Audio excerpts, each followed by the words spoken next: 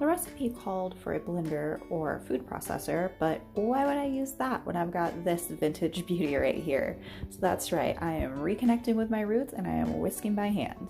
So I've got my 2 cups of buttermilk and we're gonna go in with our whisk and just start whisking and whisking and whisking. And after about 5 minutes, it will start to thicken up to kind of like a whipped cream texture, and you're just gonna keep on going until eventually it will start to almost solidify. And unfortunately, my trusty whisker had to tap out and I had to switch over to a standard whisk.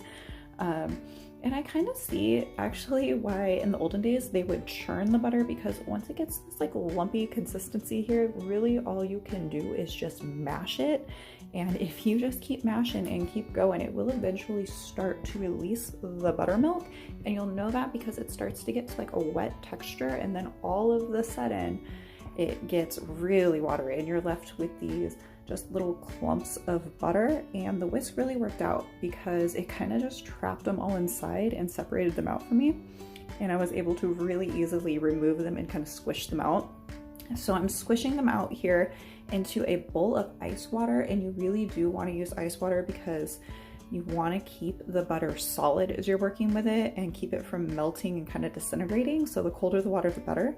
I'm rinsing out all that extra buttermilk and then forming it into like a clump and squeezing the rest of the water and buttermilk out.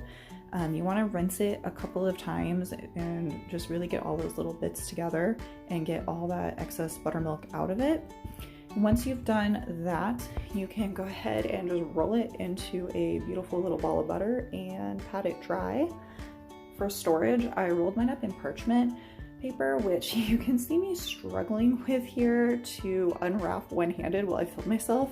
I did eventually manage to get it unwrapped and butter my bread here with one hand for my taste test. And moment of truth, it is so good. Yes, definitely worth the effort